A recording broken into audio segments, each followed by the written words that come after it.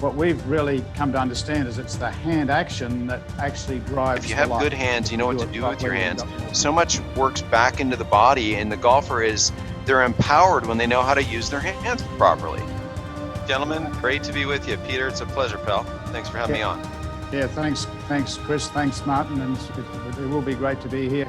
Just a little mention there, Martin has probably the #1 golf school in Arizona. There are a lot of golf schools there, but you've been rated #1, so that's it's nice to be in your school today. Okay.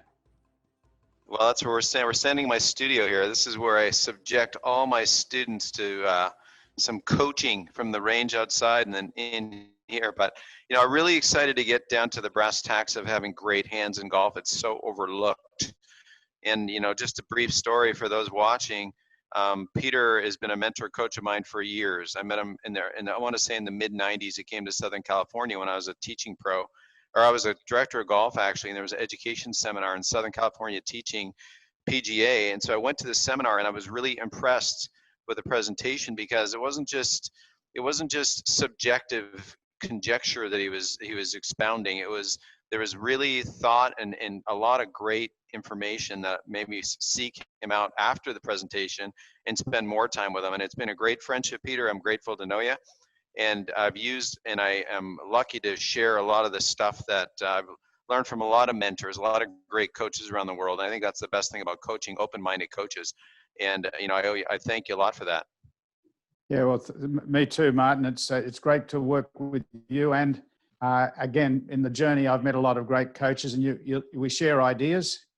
But the biggest idea comes really back to making the hands basically the source of motion in the Golfswing, which means in our program, you need to really understand how the hands work and how they not only will control the club ultimately the best, but they'll also control the way your arms and your body are going to move. So that's what we're here to share with our audience.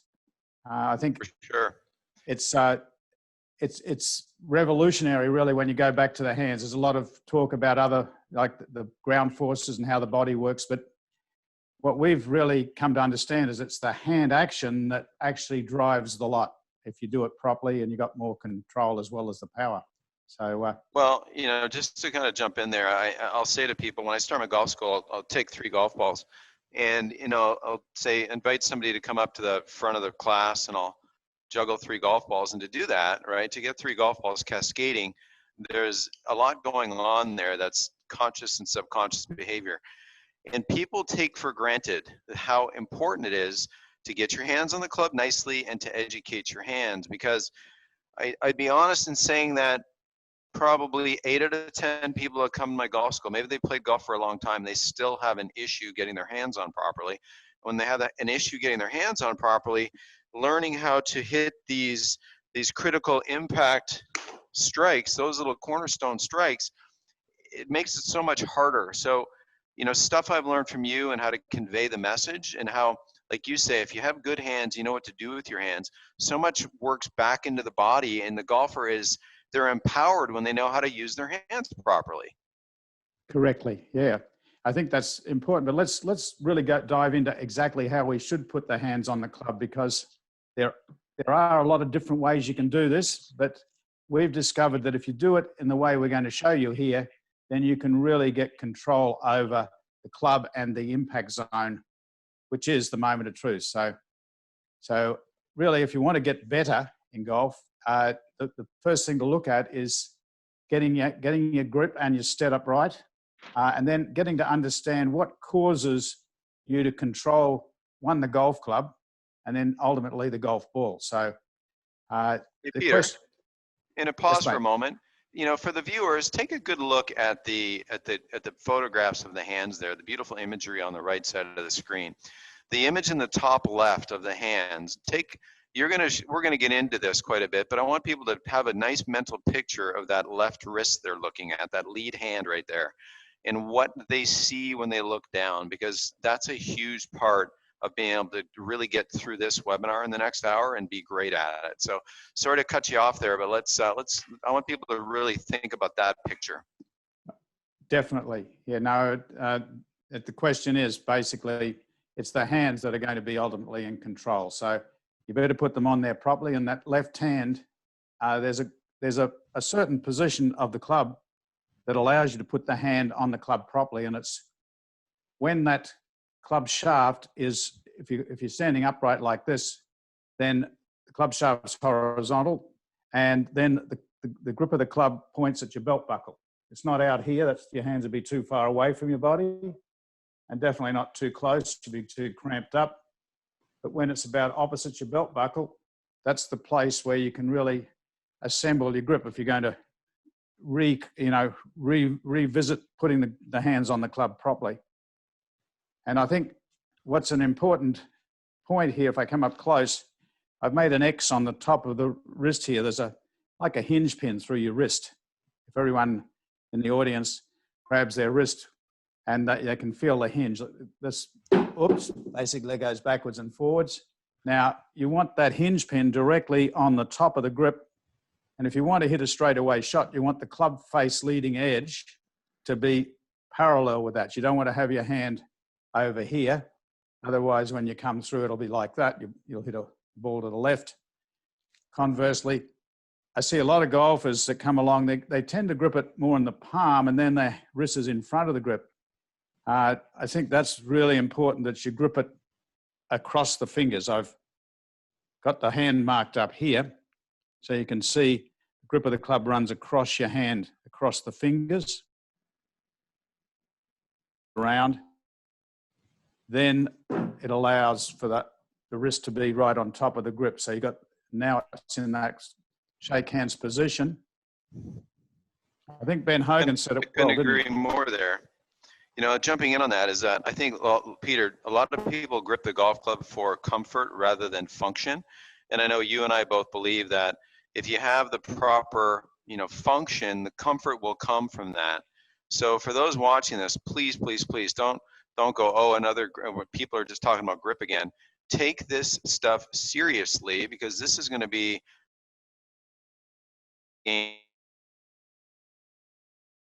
much sense. Yeah, when you got the wrist in that condition, you hardly have to hang on at all. The club just wedges in the hand, so you can be very soft in your hands. You don't have to hang on that tight, and I think that's really key if you want to get feel and your power. Would you agree there, Martin? Oh, completely. Just like you said, some people in the United States refer to it as snuff box. You call it the hinge pin, where that tendon of the thumb and the tendon of the index finger kind of come together. There's that little hollow at the top of your wrist right there. That snuff box. If you look down, that wrist joint should be pretty much exactly on top of the grip. And from the player's perspective, looking down, when you look down, you should be able to see a little mild bend back in that left hand, because that's going to allow you to have some of the benefits of that uncocking, some of the forward shaft lean that everybody wants, because that's going to give you the compression. Correct. And that's really, then the other little element there with the left hand is your actual thumb location. I see there's a lot of debate about whether you should have a long thumb or a short thumb, and exactly where that left thumb is placed. Should it be in front, on top, or behind the grip? Well, we've found that if it's just back of center, and when you grip the club across the hand on that angle in the fingers, you'll find it's so easy to have what we call a short thumb, where the thumb pad is on the grip. And that gives you a lot more sensitivity of control of the club face.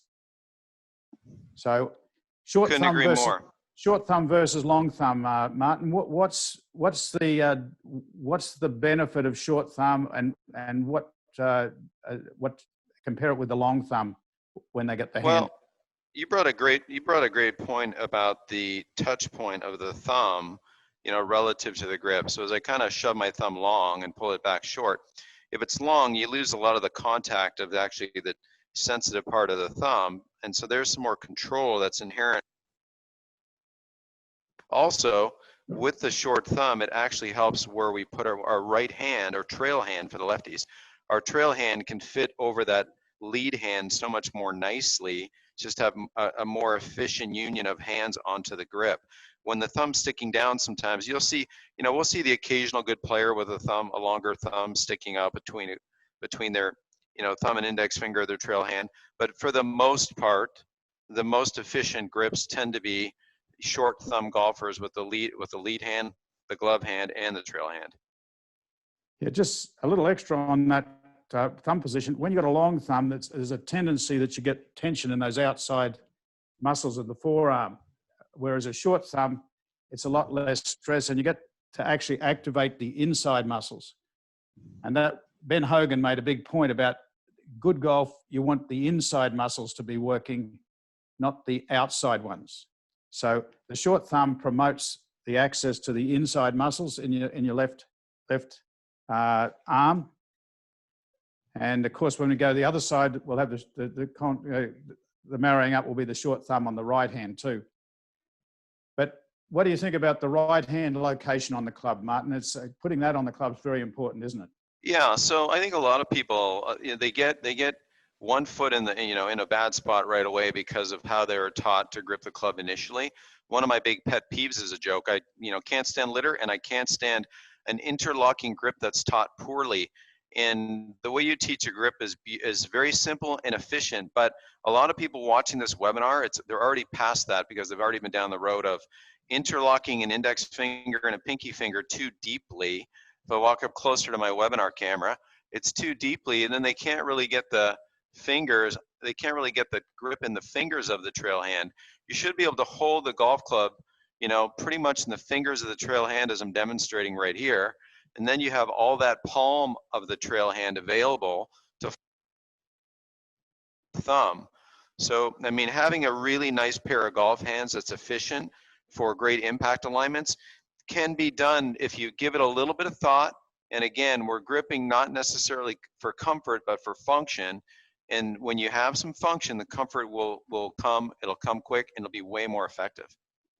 Correct. And what I've got is I've marked my hand up so that that line across there is the second knuckle joint. That goes directly underneath the grip.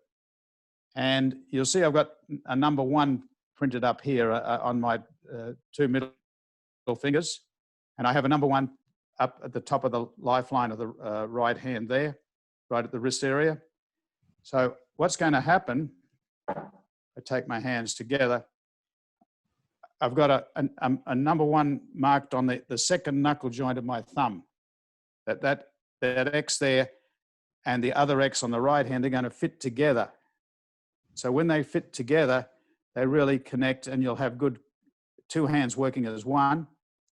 But to do that, it's really important that what you said there, Martin, you don't want to grip it at the base of the fingers. You want to make sure that second knuckle joint's right underneath the grip. And if you wrap the fingers, those middle 2 fingers around first, whether you're using the overlapping or the interlocking or baseball, you wrap those middle 2 fingers around first, and then you drop the right hand down so the lifeline of the right hand covers that left thumb and really fits right in there snug. The 2 hands become like one unit now. Yeah, that looks fantastic. And I always say that, the placement of the right thumb, the lead thumb, the left thumb for me is in the top right quadrant of the grip. And then my right thumb, my trail thumb, is restfully on the top left quadrant of the grip. And the 2 short thumb conditions. Another little factor I like to show people is the part of my hand closest to the club head isn't my thumb, it's my index finger. So that little nugget's very nice because that puts the club in a position where it has something to rest on when you get into transition. When we get into the meat of this webinar, which is great impact alignments, we have to go through this grip. We have to go through the grip details first, because if you don't have that, the rest of it doesn't make any sense and you can't do it properly. We want to give you the right details so you can really feel crisp strikes and the enjoyment that comes from that. Exactly. We're going to, when your 2 hands are together and they're aligned with the club face leading edge, then basically everything becomes one unit. And as you said, it's you've got much more chance of swinging the club to create that impact, that solid impact zone. Excellent. So, yeah. So anything else to add to the grip before we start to move into how to use the hands, Martin, do you think? I mean, I'm sure I'm overlooking some things, Peter, but generally I think I'd like to get into the sense of a lesson from my other mentor, my primary mentor, George Knudsen, in that, he taught me never to ever let the club rest on the ground.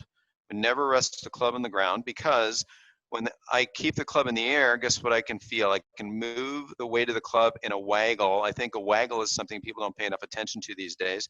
And you create a better measure of the triangle of your arms at address. People always say to me, Martin, I can't relax when the club is off the ground. I say, well, people like to rest the club solo on the ground, rest it on the ground. And then they have to they milk the grip, Peter. Then they have to snatch it to take it back. I'd much rather they learn how to waggle properly.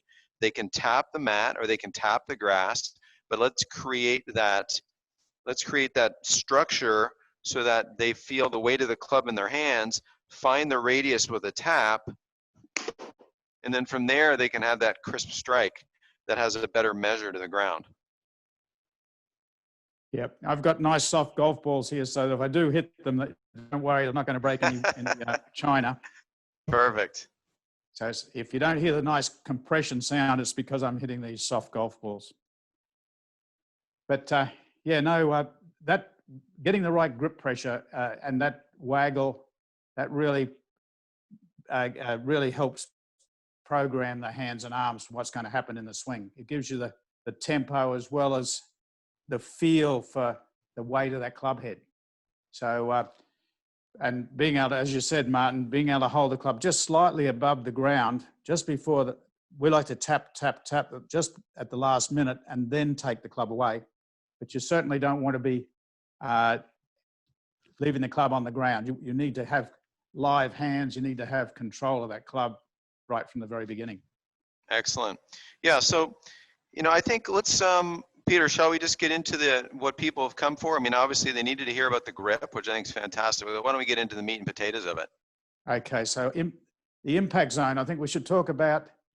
After all, your tour striker, you've really built a business around impact and the impact zone. So we kind of call it the moment of truth, isn't it? It's when the pedal hits the metal. Oh, completely. So, in fact, on the wall here, I have the original Tour Striker, and if I walk up a little closer to the camera, it's hard to see, but people can see that it's a kind of a homemade event right here, homemade club where I ground off the bottom few grooves on the golf club.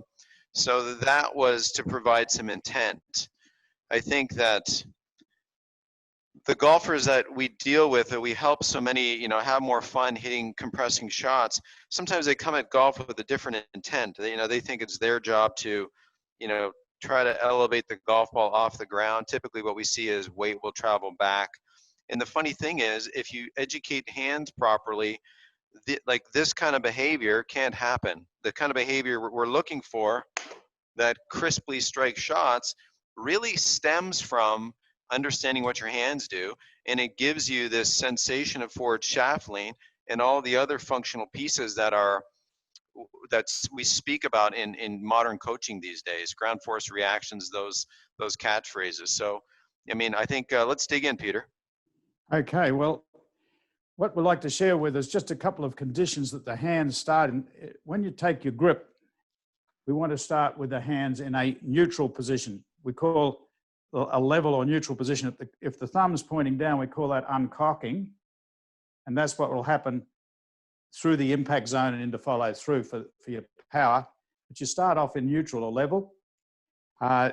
Also, at the address position, it's very valuable to push down on the left hand. That gives you the structure in your lead arm, and it connects your left upper arm to your chest. So now when your hand moves, starting in the center, then the body turn is connected and coordinates. Whereas if I'm a little bit loosey-goosey, then I can move the arms independent. So when you take the setup, if you push down on top with the left hand, that's one of the pushes that gives you structure. And when you push with the right hand on the wrist area on the side, what will happen is you get the right elbow, it'll close in. And so this promotes both elbows pointing more downwards and not outwards. So when we start with that at address, we then can look at the difference between the address position and the actual beginning of impact. What they said about Ben Hogan and Mo Norman and Lee Trevino and Tiger Woods and a lot of the other champions is they have an area they call the impact zone. They just don't give it a quick flick they really compress down through the golf ball. And that's what we want to share with you here, is how to cause that. So the difference between the address, which is there, and the beginning of impact, where the hands are well forward because the body's been caused to move there, then what's happened is the left hand has been pushed forward. At the beginning of impact, it's still level, but then it will uncock. The thumb will go down, and that will lead to that club shaft. From leaning this way, it'll lead to the shaft staying in line or arching this way through the ball versus that. So the most valuable part about the left hand through the ball is that the shaft should, the hand should be going thumbs down, and you feel like the last three fingers of the left hand kind of, they release, they curl this way, and that locks in. We say it uncocks and locks in the wrist. So that's the left hand function as we're coming down to the golf ball. The left hand thumb is going down and the last three fingers are curling, and that creates that forward lean of the shaft from the left hand side. So if I look at that from here, if I just a practice swing, thumbs down, and I feel the last three fingers curling, and this is the result. When you do that, the club just kind of locks in there, and I hardly have to hold on to it at all. It's never going to break down, providing you're doing thumbs down and the left hand curling. And the left hand's doing its proper job. So there's magic in that. And so most of the folks that come see me are struggling from slicing the golf ball, or some players can hook it too, but most come see me that are slicing the golf ball. So this event, and I hope some of you at home will get a club, and maybe you're sitting watching this, or just if you don't have a club, you can, those feels, go ahead and take a golf club, hold that golf club as though, you were really tuned into the grip segment earlier, and that sensation of uncocking the hands.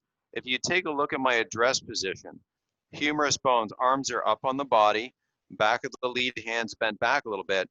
Well, if you uncock this condition, the club head goes down, the wrists raise a little bit, and they also flatten. That's the magic you see good players in. When you change direction, the club resists changing direction. The waggle gives you that sensation, that freedom there. But if you have to understand how to make this little behavior, and like Peter said, that sensation of uncocking and letting the back left hand that curl a little bit, that controls the club face, and you can kiss your slice goodbye. And not only that, look at the long radius created from the shoulder down to the golf club. It's so different than what we see on the lesson tee, which is this raking motion, chicken wing situation, which really takes away all the power. It cuts the radius from something long to something short. So really a lot of gold right there. I hope people really can, capture that essence you're sharing there, Peter. Good job. Yeah, I've put on this teaching aid here. It really helps highlight that forward lean of the shaft. So when you hit the golf ball properly, if you've got a wedge in your hand, it becomes more or less an 8-iron loft. Sure. That's why the tour pros hit it so much further. Even though they've got a wedge in their hand, they're actually hitting it like an 8-iron. Whereas usually the person that has breakdown, their wedge becomes a sand iron, so they can't get the distance.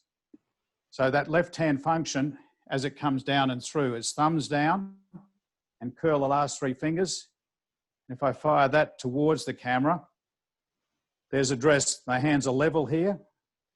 And as they come through, they're still level at the beginning, and then they uncock as they go through the impact zone, and it kind of arches up that left wrist so that you get, as Martin was saying, you get that full extension, you get that maximum swing radius, which gives you not only better compression, but more power, more club head speed. Let me hit a little shot. Let me demonstrate here. So there's the club off the ground. Here's the waggle situation. As I hit this little strike, I couldn't have a longer radius right here. I couldn't have, hit the golf ball with any more physicality on that little shot because there is no breakdown. And so the folks out there, this stuff may seem very conscious at first, and that's how it should. It should be conscious. You should be thinking about it. You should feel like you are making a behavior with your hands. There's no question. And I'll always say to them, do you type? Do you have a typewriter? And they'll say, or do your keyboard? And they'll say, yes. Are you a good typer? Sure. Do you remember, do you actually think about how you type? They go, no, it just kind of comes out. And you're a good typer, after tons of practice being highly conscious. Well, if you're highly conscious of these behaviors of building great hands and learning how to uncock properly and letting this curl happen, you're in control of the face, you've got a tremendous radius. And not only that, Peter, how about sharing with everybody the benefit? What's happening to my body when I understand how to do this with my hands? Exactly. This is part of the magic of what we basically came up with, was that with educated hands, basically you not only get educated arms, your arms are going to get the right movements, your elbows are going to stay in, especially when we talk about how the right hand works, but you'll get good structure in your arms. But on top of that, as I swing down and through, that hand action causes the shoulder to go up, that won't spin out. It causes the left leg to straighten. You'll get the feeling of the left hip really clearing through the shot, all because of this correct hand action. And of course, nowadays, everyone wants to feel the ground, so you get the ground force. So the more active I am with that uncocking action, the more I'm using the ground, so I can feel the ground. I'm pushing away from that ground, so I can get that good compression and power on the golf shot. Completely. Great points. So neutral wrist condition, uncocking. So there's that push, the ground force reaction, the tucking of the buns, the rotating of the body, that long lever, club face control, so this little strike again, if I demonstrate, settling in with a little waggle, hitting this little stinger shot. And this is a great little, learning how to have educated hands, those little crisp shots. That's a huge part of the first part of my golf school on day one. That's a big checkbox people have to have in order to kind of move along, because you're just fooling yourself if we think we can just kind of swing a club and have success playing golf. I mean, you can whack it out there and maybe you can go shoot 120, but if you want to be a good player, the real meat and potatoes is kind of learning how to use your hands properly and build your swing back from that. Exactly. And basically, through this building the impact zone, we can actually start and build a little chip shot, and then the pitch shot, then the full swing. So that's a great way for anyone that's starting the game. And as a golf coach, I always recommend to my students that let's start, first of all, understand the difference between the address position and the beginning of impact, and then the end of impact. But then once you can do that, let's make a little backswing and just build that impact zone. And then as I can do that, once I can do that fairly easily, and I've got some competence here, I'm not breaking down, as Martin would so ably demonstrates there. But then once you can do that, then you can just go a little further. Luckily, it's a soft ball, and I've got a good couch. That's my boomerang. I got a boomerang couch here down in Australia. So as I go through, right back to me. See, if you hit it straight, it comes back to you. There you go. So just along those lines, I mean, it's such a big part of understanding, getting your good hands on there, getting your arms in a position where you have this structural push, taking that push, tapping, finding that radius. And let's talk about how Peter, walk the students through the sense of how they energize this. Is it just a motion to take it away? How do we build this little event that starts the energy of a backswing? That's a good point, Martin. And I'm going to basically, if the hands are going to control the club, it'd be nice if the hands are going to control not only the club, but the arms and the body. So when we start in the middle of the body, if I push a little forward with the right hand against the left hand a little bit, you'll discover that the hips will turn a little forward. Left leg will straighten a little. That little movement's called a forward press, kind of a kick start. It starts the swing. From there, you push the handle back, and that in turn engages the pivot of the hip again. Wherever the shaft points, it has a tendency when you push against it to turn the body in that direction. So if I push the handle back a little ahead rather than the club head first, then the body comes into, and I now get a hands and hips connection, and it helps coordinate the hands, arms, and body. So it becomes a golf swing right from the very beginning. So it's not an arm swing or a wrist hinge. It's a coordination between hands, arms, and body. And it becomes, as you was saying in the beginning there, you get started all together. It becomes a flow, and a coordination is able to be had. You know, I'd say you see some, and Hogan was excellent. Obviously, you know, it's almost a handle first look with some players rather than a pickup of the club head. You see this motion where, you know, the club head has some weight into the hands, the handle moves first, and then as we go to thumbs down, that golf club, people are so afraid of throwing the club head, right? Of how we move this club from the, you know, from the club head to the golf ball, because I think a lot of people are too confused, Peter, and they make the club head, they don't take the club head to the ball. They don't go club head ball, they go club head to some other place, which confuses things and then makes them react in order to fit the club head in. Just Yeah, got a quick question, Martin, from our listeners here. Dan Paul says, Ben Hogan's explanation of the waggle was a little vague. Would Mr. Croker please explain how he incorporates the thumbs down move in the waggle? I know the waggle previews the impact zone, but would like to better understand how he does it and feels it. Okay, good question, Dan.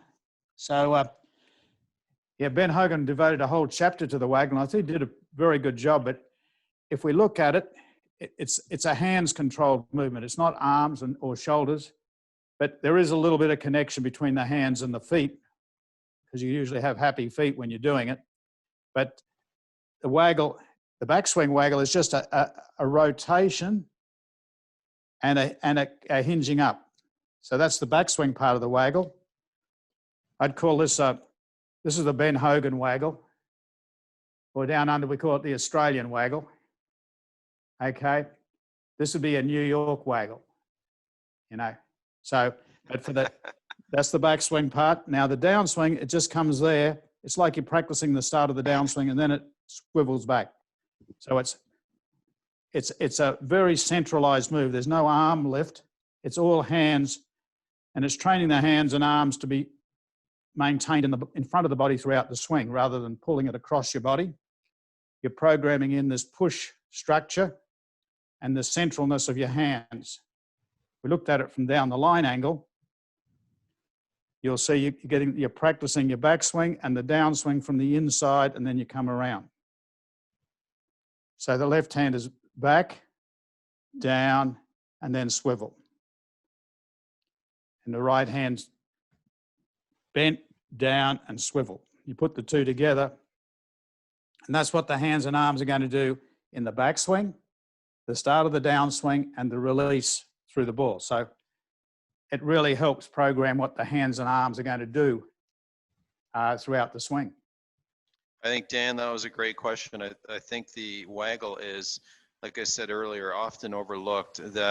If we can teach golfers that sense of how to set up to a golf ball and understand that the club isn't zipped inside with the hands, there is this sense of a waggle, the down under waggle, as Peter says, which is a little bit more deliberate than some of the tour players do it. But for the majority of players out there that whip it inside, imagine how much better off you'll be with that subtlety.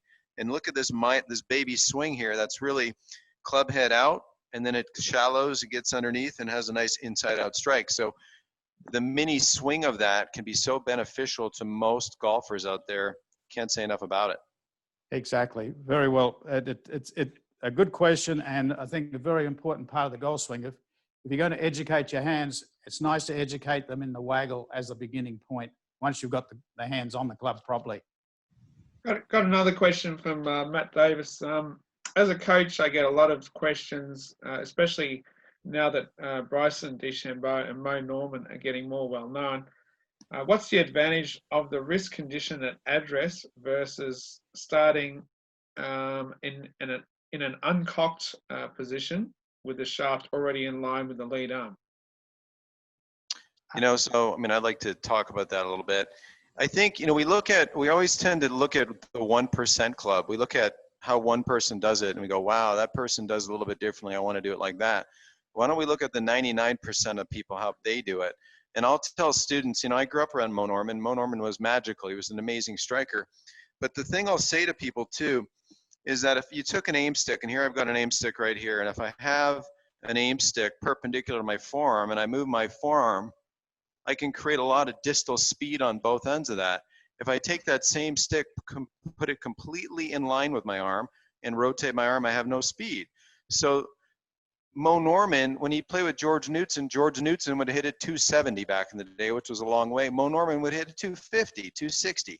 So George was longer than Mo, and he had more of this event that had speed possibilities in it that could wind up into impact. So I'm sure, Peter, you'll have something great to say, but I always say, you know, let's not look at what the 1% of people do. And I even grew up around Mo, and don't think for a minute that I didn't try to play like this for a little bit, but I noticed right away that,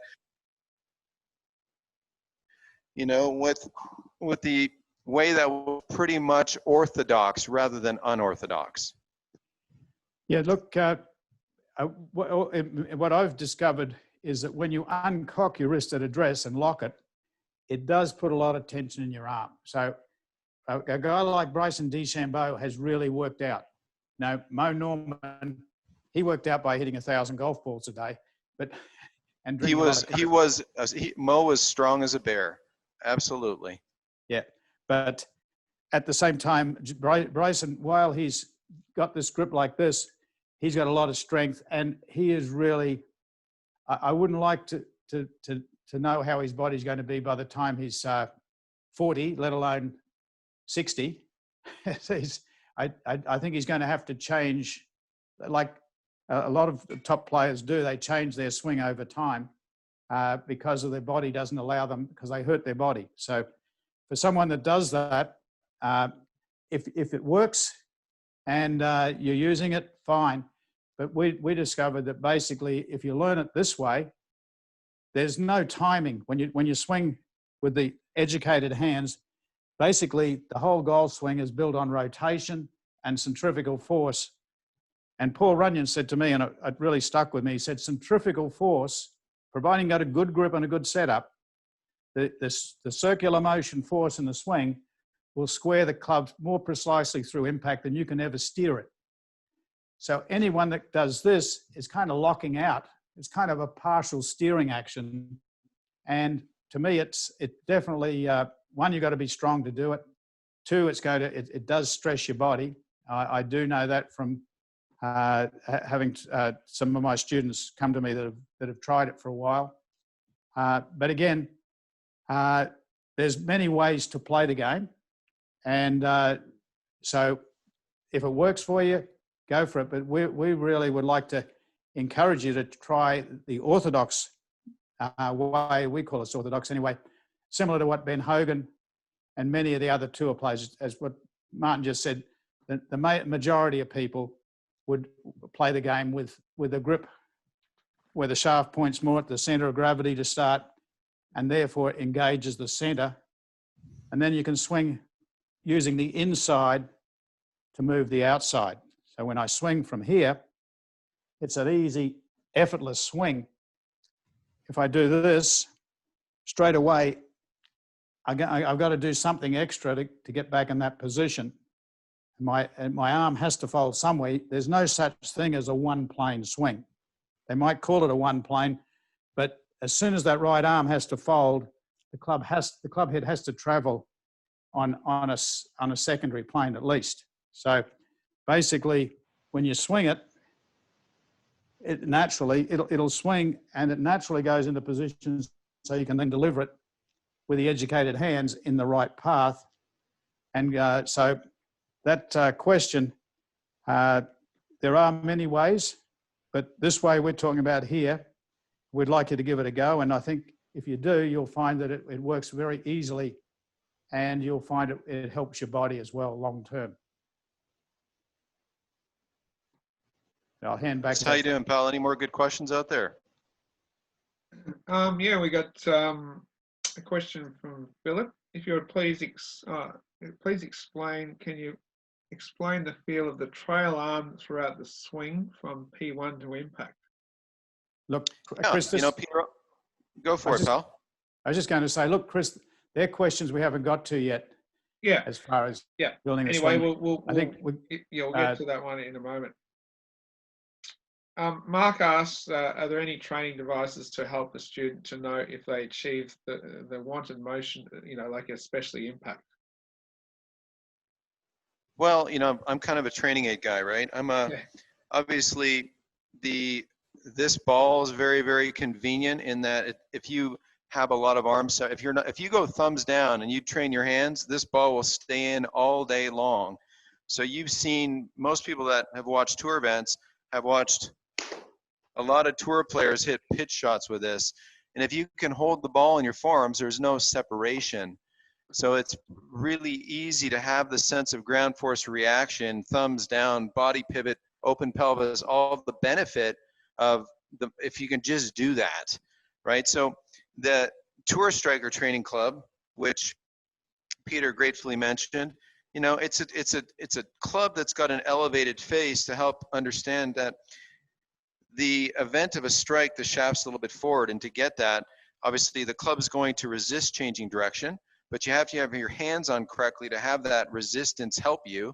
And then if you know how to use your hands properly, your pivot will work nicely, and you'll have the benefit, you'll benefit from that stronger loft, like Peter said. Good players may set up with a neutral shaft, but the weight of the club, if you grip it properly, will put the grip in a stronger position that your pivot can help deliver through your intent with your hands, and you'll hit a lot of powerful strikes.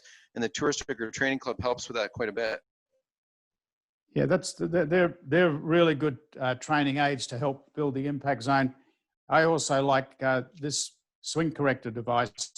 Yes. It really gives me a reference. I can see that when my hands are getting too active in the backswing, but especially through the impact zone, I can really feel and I can see now that lean of the shaft, especially if I'm taking a video of it, and I can see when it breaks down. So as a teacher, I like putting this on the students' club to help me help them see where they should be versus where they don't want to be. So I'll tell you another one. This everybody probably has one of these in your garage. Well, every Canadian has a hockey stick shaft, but for everybody else, you have a yardstick. And if you grip down on it a little bit, there's about 8 or 10 inches right there. I'm sure Peter has one handy.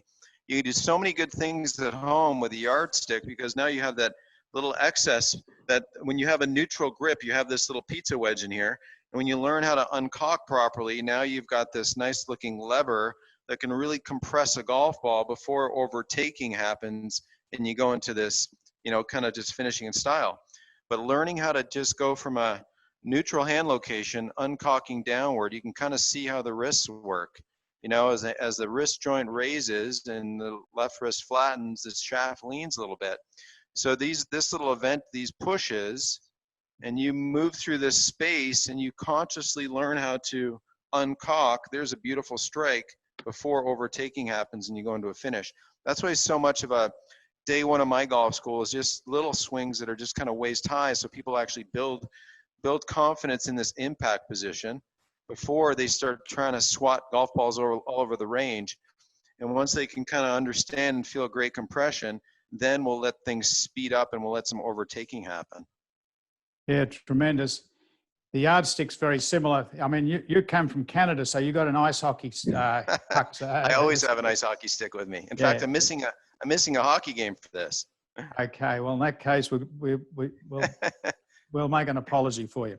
But the yardstick's very nice and light, so it as a beginner, you can really start to learn. Some people, then, they're so stiff in their arm muscles here that you don't want to strain your arm, but eventually, if you just keep doing it, you'll find that you can get that fully uncocked position, and the club and this yardstick fits in line with the arm. So when I put the right hand on, and we haven't really talked about the right hand a lot yet, or any, so we better talk about what the right hand does, because the left hand alone you can have a great left hand, but if your right hand is misbehaving, it'll undo a good left hand action.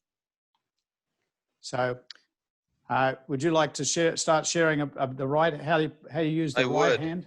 I would. So we've talked about the grip, and we've talked about now the trail arms job. And this goes back to the gentleman's question a moment ago. What's the role of the trail arm?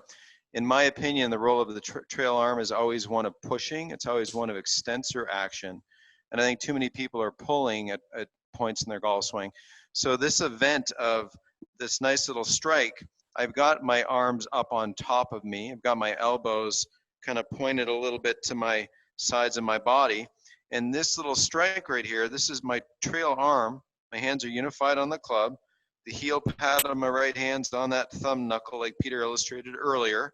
This event of right arm thrust and thumbs down really gives us that crisp impact. And again, there's that ground force pushing me up away from the ground as I do this. So there's a thrusting event, but notice how there's still some wedge in here between my arm and the shaft. I haven't immediately thrown this. So this thrust helps pivot us and gives us club face control and really helps build the impact zone. Yeah, that's great, Martin. I'd just like to probably, I've got this swing corrector on here so I can really show what the right hand does by the demonstration with this. As you swing back, the right hand bends back. So it's actually bending. It doesn't cock up, it just bends.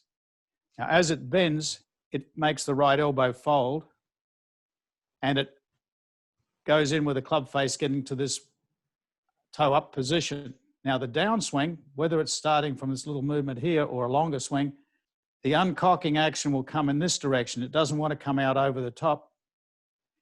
And when it does, the uncocking action thumbs down, the right elbow gets locked in, the right shoulder rocks down.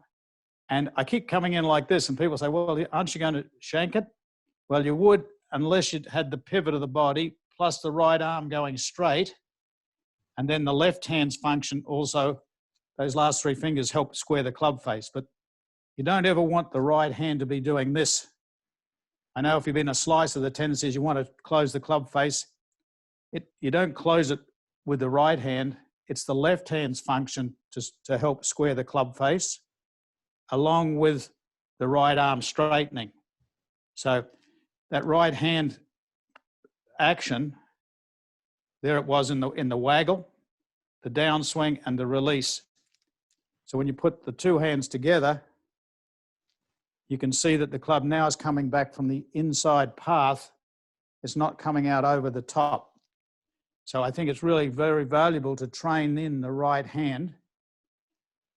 And talk about teaching aids. If anyone, I know you're not a tennis player, Martin, that's not your paper. You're an ice hockey guy. You're ice hockey, but I like tennis. So the tennis racket really highlights. So that's whether it's a little short shot or whether it's the full swing, the downswing, the right hand should be coming this way, not over this way. So we call it thumbs down or uncocking. And it's like a karate chop. You're going at the ball with the heel pad, the heel edge of your hand, and you're chopping down. It never tries to rotate over. That'll happen at and through the impact zone by the straightening of the right arm and the pivoting of the body, not by the rolling of the hand. So the right hand really needs to learn to do this action in the downswing, not this one, and definitely not pulling. Otherwise you get body turns you out over the top. So you throw or release, we call it the A to B line, cross court. As you fire down, the body turn helps square it, the left hand helps. So if we looked at that from the front on view, you can really see, there's the address. So the backswing is kind of neutral, hands and hips, arms and shoulders, all goes together. The swinging club then hinges the wrists. So you don't ever try to do it with your muscles, just let the swinging club do its job. And then that loads your right arm and stretches your left. And then in the transition, it's the thumbs down of both hands and the right hand must come this way, not this way. So as it comes down further, the right arm straightening allows the right shoulder to come on top of it.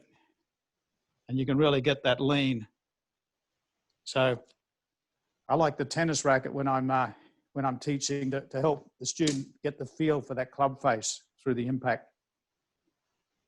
Excellent, excellent. You know, I think that so many people get off to, unfortunately, a poor start. And, you know, usually the lead hand's on incorrectly and they get the club face out of position. And then it's a survival mode. So oftentimes when we teach, we're trying to kind of go back and reset and then teach them these sensations to get the golf club in a place to where, you know, pivot and structure can help hit the golf ball rather than just flashing the club face on the golf ball. Because as you know, if you're just flashing the club face on the golf ball, that face can point anywhere. And if it points anywhere, you know, and I've got a little club face pointer right here.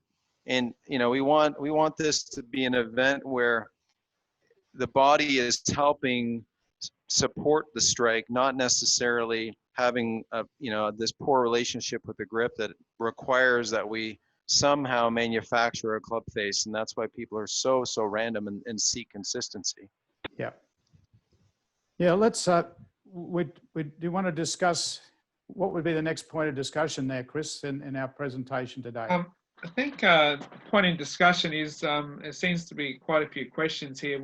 We won't get to all your questions today, but we're going to answer them in the future. But the cause of this late hit angle, you know, the transition from the top of the swing, you know, what causes a late hit angle, guys? Well, I can tell you what doesn't cause it. What's not causing it is certainly a pulling, you know, pulling hard on the handle. I see a lot of people at their first event and the transition is to pull the handle hard rather than to go A to B to the golf ball, you know, with a hit. And so I think the great Jack Nicklaus said he couldn't unhinge the club fast enough. And so many people, the weight of the club in transition, if we don't have some thoughtful event to get the club fleeing away from us as we unwind, we won't have this position. We'll get it out of sorts, we'll get too steep, and then from there, it's all just a reaction to try to save a shot. Peter, why don't you show us that cool thing you've got there? I saw that years ago. Yeah, this is the bicycle flag.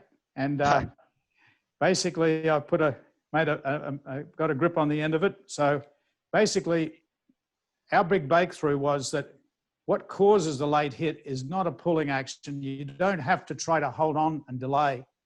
Even though you might feel the pull in the muscles, the actual cause of the late hit and the cause of the feeling of pull is actually the way you use your hands to throw the club head in the correct direction.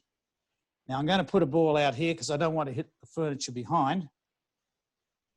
So if I'm set up to the golf ball and it's out there, when I swing, the club head's going to be back over somewhere out over here, especially with the driver. Now, if I tend to throw it down the target line, try to go down where I want the ball to go, what I get is I get throwaway. So if I go back and I try to go down the target line, I certainly will lose the angle early.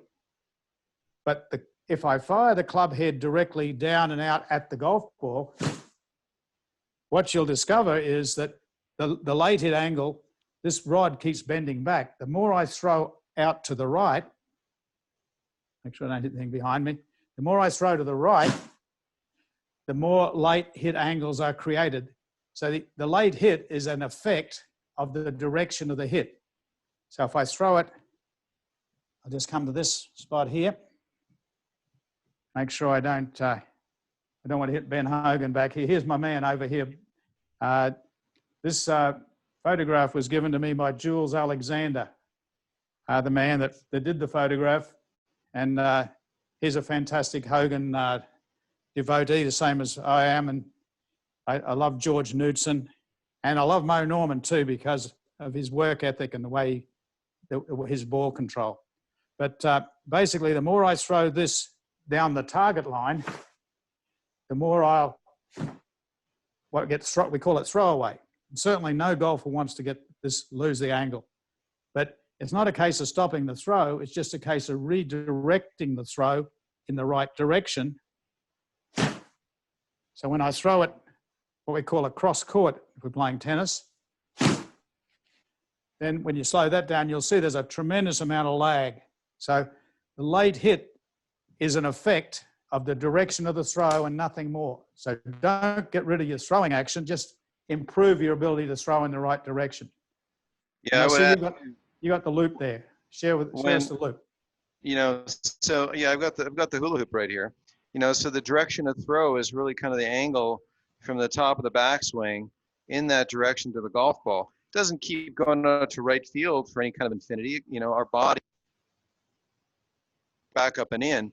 But some of the feelings that have really helped my students, I've taken a wet rag and I've hung a wet rag on their club head.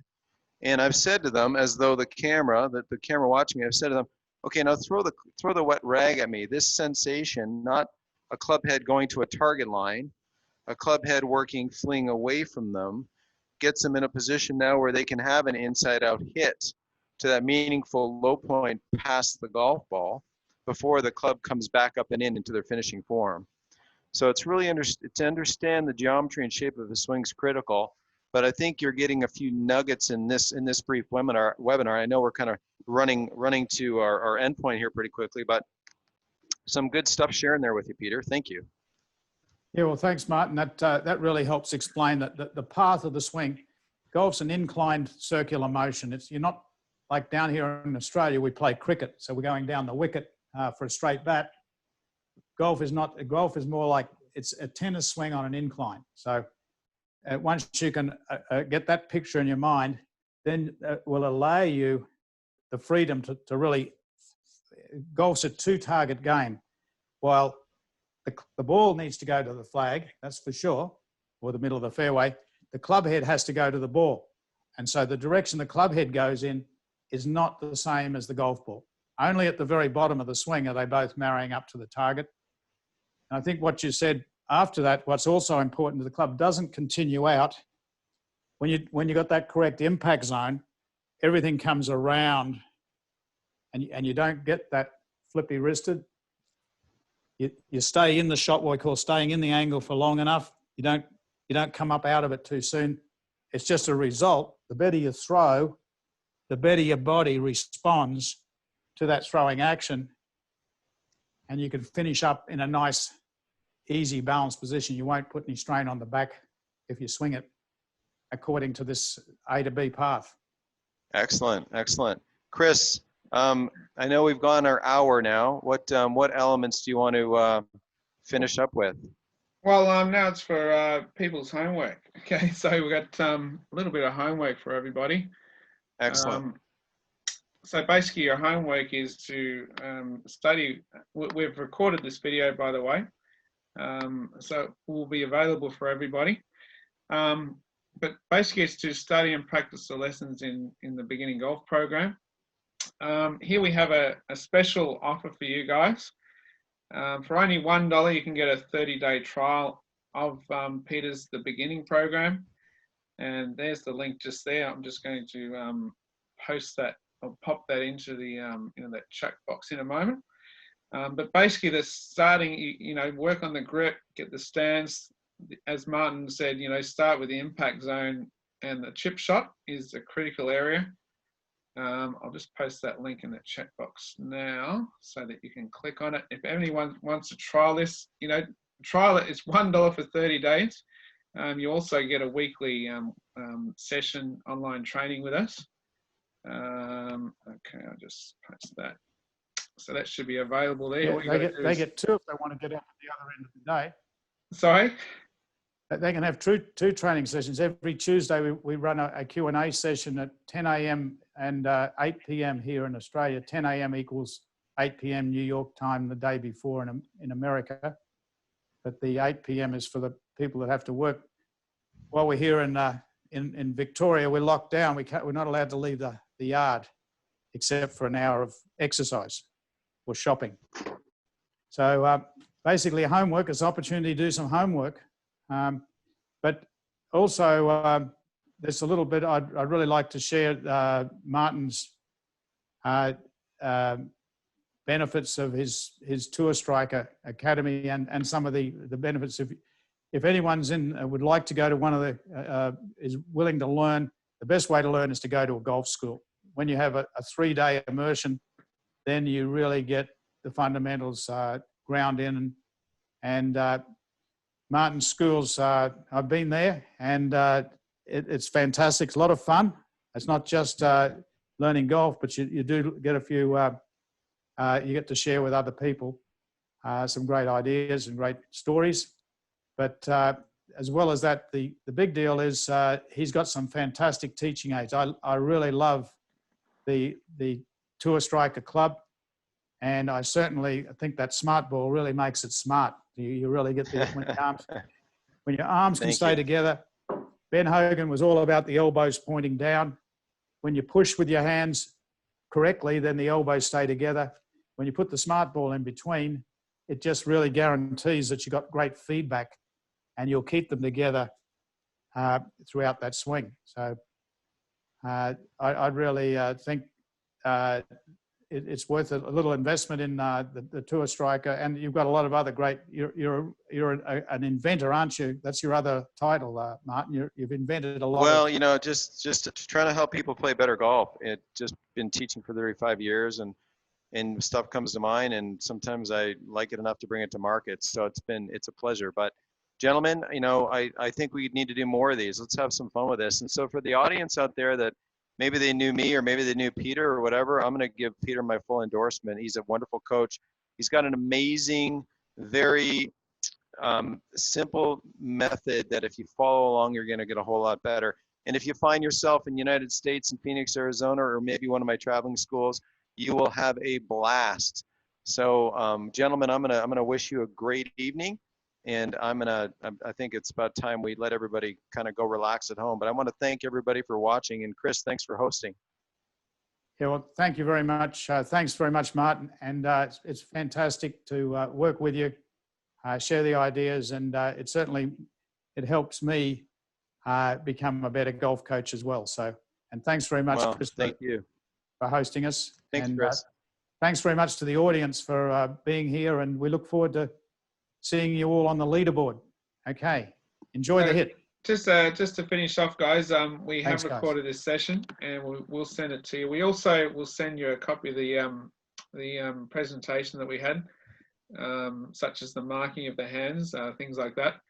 And you know, as I said, yeah, go and try Peter's program. You know, I've been coaching it for many years, and it's amazing the results you get very quickly.